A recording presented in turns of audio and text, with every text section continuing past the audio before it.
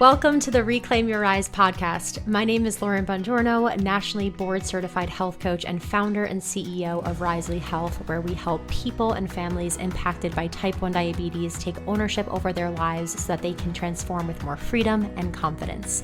Everyone has a different reason to be here. You might be seeking knowledge, support, or community, but at your core, I know that you long for something deeper.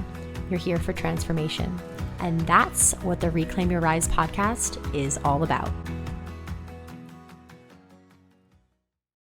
Hello, everyone, and welcome back to the show.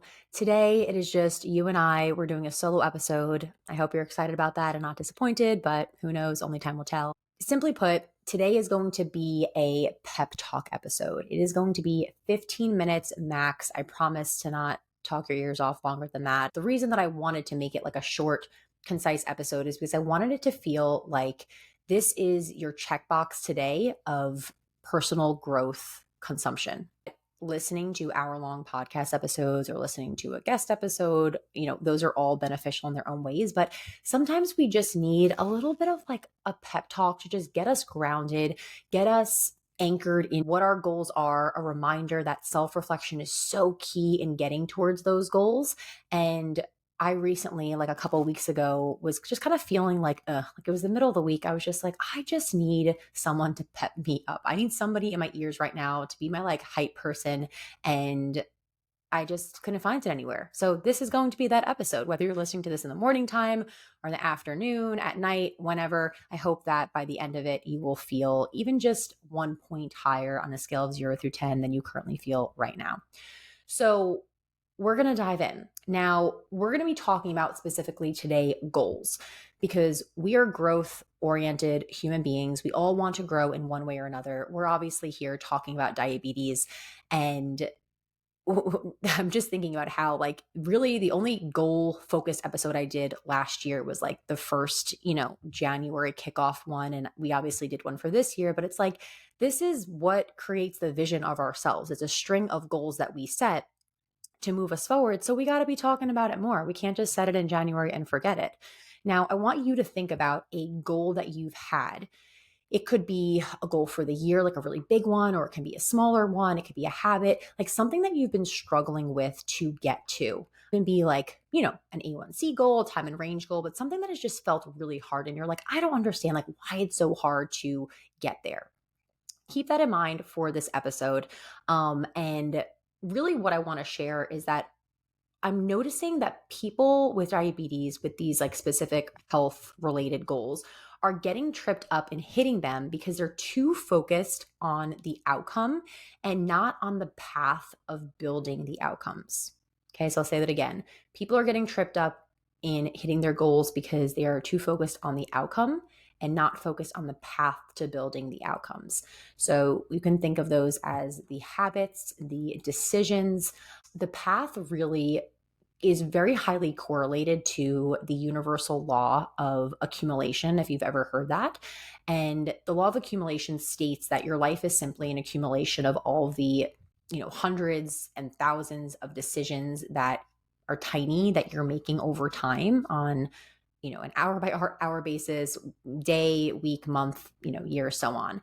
And I like to I'm a visual person. I don't know about you, but I like to visualize it as a seesaw, and how you have two sides of the seesaw. You have, decisions that are pulling you back on the left side, and then on the right side, decisions that are pushing you forward. And whichever side is accumulating more, that is going to be the outcomes of your life. That is going to be the future version of yourself. Now, that seems pretty obvious, right? You're like, okay, Lauren, I can get on board with that. I can get on board with the idea of visually seeing, all right, so I want to be making decisions that are more going to accumulate on the right side. So that weighs it down more, and I'll be pushing myself forward instead of pulling myself back.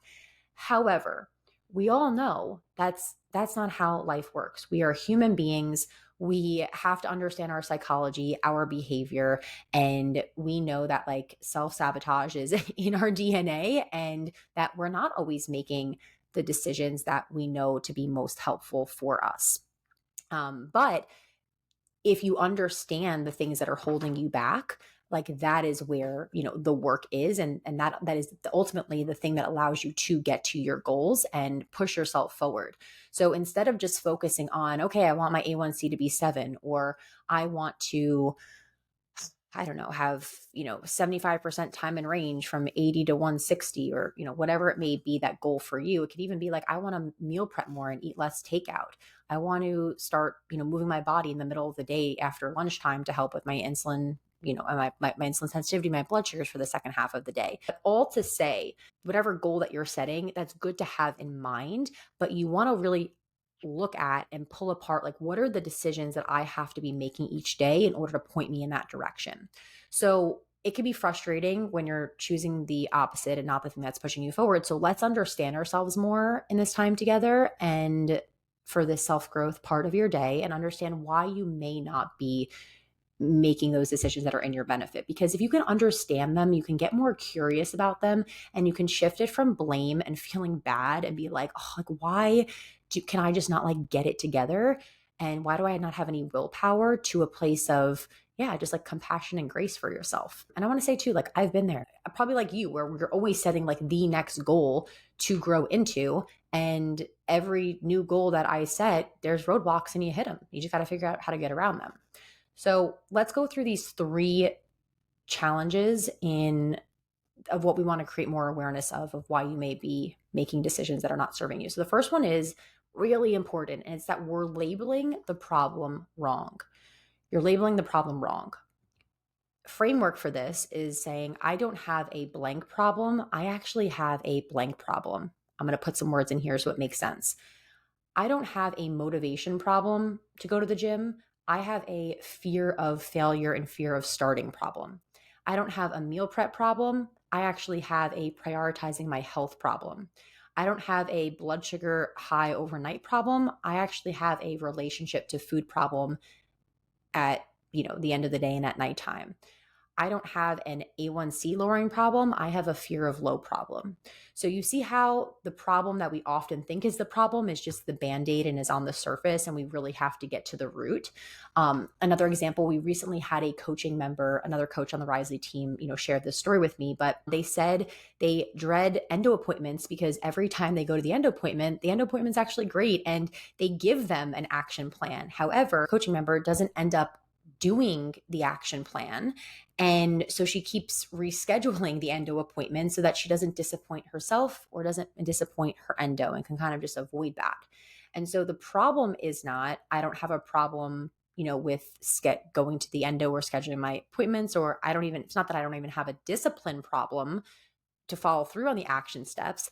It's a self-worth and avoidance problem, right? So once you get to the root of what it is, that's what you can address directly. And if you don't address that directly, it's going to continue to pull you down, and also permeate into probably other areas of your life as well. Because the way you do one thing is the way that you do everything. The core challenge you have in one area of your life is going to impact, another area of your life as well. I was actually talking to a coach on our team about this, and they shared an article with me that I could just paraphrase, but it's so much better if I just say it directly. So this excerpt is talking about how when you actually know what the problem is, you can work through it, and people are, generally addressing the wrong problem, and that's why they're not moving themselves forward. So it goes perfectly. So it says, your problems are real. They are hard. They drain your time and energy, but they are not everything, and they are not everywhere. They are contained, identifiable, solvable, but you will not get there until you can name them, until you know what you're dealing with, until you can boil your problem down to a single word, something you can hold in your hand, something you can look at and say, I see it and I can fix it. So journaling prompt, however you want to do it, conversation with somebody that you trust, talk through the I don't have a blank problem, I actually have a blank problem framework. All right, moving on to number 2. This is the second reason that I see a lot of people and, a lot of us making decisions that are not in our favor and pushing us forward, and instead holding us back, which is too many barriers. There are too many barriers. Simply put, when you say that you want an A1C goal of 1 point lower, but you don't ask yourself why you have not gotten that in the past on your own yet, you're just missing, you're trying to lean on the goal setting alone and the motivation and that like you feel of like, all right, let's do it. We're going to hit it this time. Instead, you really want to be looking at, well, what were the barriers the 1700 other times I tried to lower my A1C because they magically just don't go away? Those are the barriers that we have to work through. And figuring out and making a plan of how do I work through these challenges, like that is part of the work. It's not just the doing the thing, whether it's around the exercise or the blood sugars or the reading more or taking in more content around diabetes, whatever it is, like that's the easy part. Like the hard part is figuring out why you're not doing it in the first place. It's kind of like, like saying you want to get a master's degree and it's like 20 years later and you're just like, oh man, like I'm going to try this time. I'm going for it. I want to get my master's degree. And you don't like forget about the fact that every time you've tried in the past, you just like haven't taken the time to look at the classes that you have to take and the amount of time and like taking action to move yourself forward and asking yourself, well, why haven't I, done it yet if I wanted to do it so bad? So asking yourself and being really honest with yourself in that department can, go really far. And then the third reason why we sometimes hold ourselves back and don't make decisions on that path to the outcome that is going to benefit us is because change is hard. Change is hard, guys. It's hard. It's, everybody knows somebody is setting a goal of like, or just like verbally saying, I want to, I'm trying to walk more, and it's just such a struggle. And if you, walk and exercise 6 days a week, you're looking at that person, you're like, walking, like that's so easy. But to that person, that feels like running a marathon, right? For somebody who is active, but maybe has never like run long distances before, right? Like it feels so far away from them because it's not what they're used to. And so we get really comfortable in what we know. And we are a product of our parents or the way that we grew up, the people that were around us, the things that were said to us. And for that reason, you have a lot of things working against you just from like, childhood in the way that you approach change and behavior and, what you think you're deserving of. And then layered on top of it, you have compounding years and years and years of maybe doing something one way and it feels familiar. And when something feels familiar, your body just says, well, that feels safer. And safety is what our body craves at all times. And so we almost have to not listen to the voice in our heads, right? Not listen to what feels comfortable. And we have to make decisions that feel uncomfortable, because if they feel uncomfortable, it means that it's going to stretch you. Because if you haven't done that thing before, then you're going to get different outcomes, right? Insanity is doing the same thing over and over again and expecting different results. Every person that comes through coaching at Risely, after they apply, after they get on an enrollment call with one of our coaching specialists, they, at the end of the call, before making that decision of like, do I want to do coaching and move forward with this or not? A lot of them have expressed like, after they go through the program, like, wow, like I was feeling so nervous about the decision and so uncomfortable about like, oh my God, am I really going to do this? Like, am I really going to invest in myself in this way and like prioritize my diabetes and spend more time on it? And they're like, it felt like such a scary decision at the time, but looking back now, the decision is so easy because I saw all that it gave me and all that it allowed for me to grow in with my diabetes and in my life. Oftentimes we haven't felt that growth yet. And so it's hard to see the value in pushing outside your comfort zone. But when you do, whether it is example like coaching, or whether it is like setting your alarm 30 minutes earlier to get up, or whether it is putting your phone down at 9 p.m. to get off social media and like turn down and just like not be overstimulated before bed. I know that's something I'm working on this year. That when you start to feel the benefits of it, then you realize, oh, like even though this felt hard, even though this felt uncomfortable, like this is what I've been wanting and this is what I've been trying to get in my life and call in. And like this is the path to getting me towards whatever outcome I'm working towards. So, all right, what are we at? We're at 14 minutes, 18 seconds here. So I got to wrap this up, guys, because I promised 15 minutes or under. So where we want to end this is, hopefully this was a way for you just to kind of reflect a little bit around maybe why it's been a challenge for you to kind of like hit your goals. Hopefully it is allowing you to have more grace for yourself and not feel like you're the only one who can't move yourself forward. That is life. Like if you expect life to be hard, it gets easier. So just know you're on the right path. Stay committed, stay focused, and that's all I got for you guys today. So have a wonderful rest of your day. Happy blood sugars, and I'll see you same time, same place next Tuesday. Bye, guys. Thank you so much for being here with me today and listening to this episode of Reclaim Your Rise. To let us know that the episodes we're putting out are impactful and to help us get our street cred up and let everyone else know that this is something worthy of their time to listen to, please leave a rating and review on our Apple Podcasts, send the show to other people impacted by T1D or maybe even your doctor, and share it on social media tagging @Risley Health and @Lauren_Bongiorno.